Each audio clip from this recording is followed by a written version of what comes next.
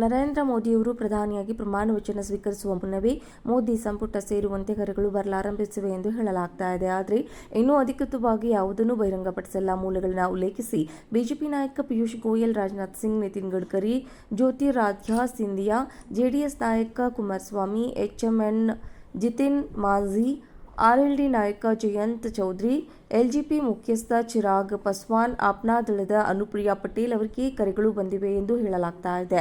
ಚಿರಾಗ್ ಪಾಸ್ವಾನ್ ಅವರು ಪಕ್ಷ ಎಲ್ಪಿಜಿ ಬಿಹಾರದಲ್ಲಿ 5 ಸ್ಥಾನಗಳಲ್ಲಿ ಸ್ಪರ್ಧಿಸಿತ್ತು. ಆ 5ರಲ್ಲೂ ಗೆಲುವು ಸಾಧಿಸಿತ್ತು. ಚಿರಾಗ್ ಅವರು ಹಾಜಿರ್ಪುರದಿಂದ ಗೆಲುವು ಸಾಧಿಸಿದ್ರು. ನಿತಿನ್ ಗಡ್ಕರಿ ನಾಗ್ಪುರದಿಂದ ಗೆದ್ದು ಮತ್ತೊಮ್ಮೆ ಸಂಸತ್ತಿಗೆ ಬಂದಿದ್ದಾರೆ.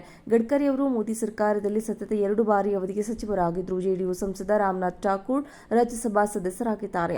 ಅನುಪ್ರಿಯಾ ಪಟೇಲ್ ಅವರು ಆಪ್ನಾ ದಳದ 2 ಸ್ಥಾನಗಳಲ್ಲಿ ಚುನಾವಣೆಯಲ್ಲಿ ಸ್ಪರ್ಧಿಸಿದ್ರು. ಜಿತಿನ್ ರಾಮ್ ಮಾಝಿ ಅವರು ಪಕ್ಷದ 1 ಸ್ಥಾನವನ್ನು ಕಳೆದುಕೊಂಡಿತ್ತು. ಜಯಂತ್ ಚೌಧರಿ ರಾಜ್ಯಸಭಾ ಸಂಸದರಾಗಿದ್ದಾರೆ. ಟಿಡಿಪಿ ತನ್ನ ಸಂಭಾವ್ಯ ಸಚಿವರ ಹೆಸರನ್ನು ಪ್ರಕಟಿಸಿದೆ.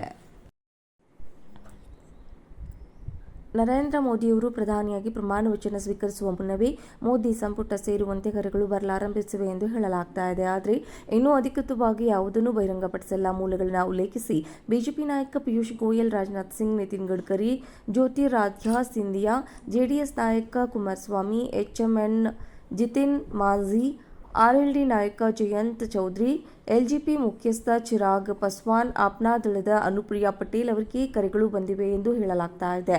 ಚಿರಾಗ್ ಪಾಸ್ವಾನ್ ಅವರು ಪಕ್ಷ ಎಲ್ಪಿಜಿ ಬಿಹಾರದಲ್ಲಿ 5 ಸ್ಥಾನಗಳಲ್ಲಿ ಸ್ಪರ್ಧಿಸಿತ್ತು. ಆ 5ರಲ್ಲೂ ಗೆಲುವು ಸಾಧಿಸಿತ್ತು. ಚಿರಾಗ್ ಅವರು ಹಾಜಿರ್ಪುರದಿಂದ ಗೆಲುವು ಸಾಧಿಸಿದ್ರು.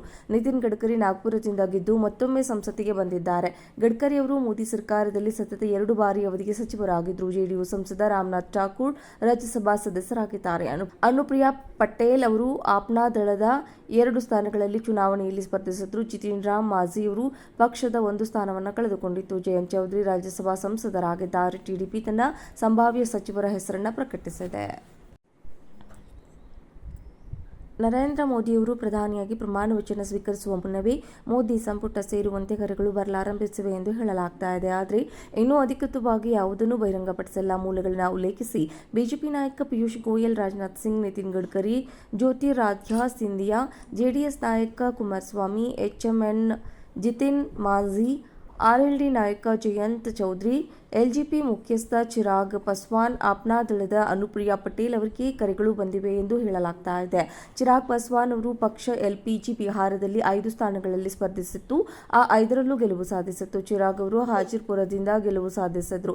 ನಿತಿನ್ ಗಡ್ಕರಿ ನಾಗ್ಪುರದಿಂದ ಗೆದ್ದು ಮತ್ತೊಮ್ಮೆ ಸಂಸತ್ತಿಗೆ ಬಂದಿದ್ದಾರೆ. ಗಡ್ಕರಿ ಅವರು ಮೋದಿ ಸರ್ಕಾರದಲ್ಲಿ ಸತತ 2 ಬಾರಿ ಅವಧಿಗೆ ಸಚಿವರಾಗಿದ್ರು. ಜೆಡಿಯು ಸಂಸದ ರಾಮನಾಥ್ ಠಾಕೂರ್ ರಾಜ್ಯಸಭಾ ಸದಸ್ಯರಾಗಿದ್ದಾರೆ. ಅನುಪ್ರಿಯಾ ಪಟೇಲ್ ಅವರು ಆಪ್ನಾ ದಳದ 2 ಸ್ಥಾನಗಳಲ್ಲಿ ಚುನಾವಣೆಯಲ್ಲಿ ಸ್ಪರ್ಧಿಸಿದ್ರು. ಜಿತಿನ್ ರಾಮ್ ಮಾಝಿ ಅವರು ಪಕ್ಷದ 1 ಸ್ಥಾನವನ್ನು ಕಳೆದುಕೊಂಡಿತ್ತು. ಜಯಂತ್ ಚೌಧರಿ ರಾಜ್ಯಸಭಾ ಸಂಸದರಾಗಿದ್ದಾರೆ. ಟಿಡಿಪಿ ತನ್ನ ಸಂಭಾವ್ಯ ಸಚಿವರ ಹೆಸರನ್ನು ಪ್ರಕಟಿಸಿದೆ.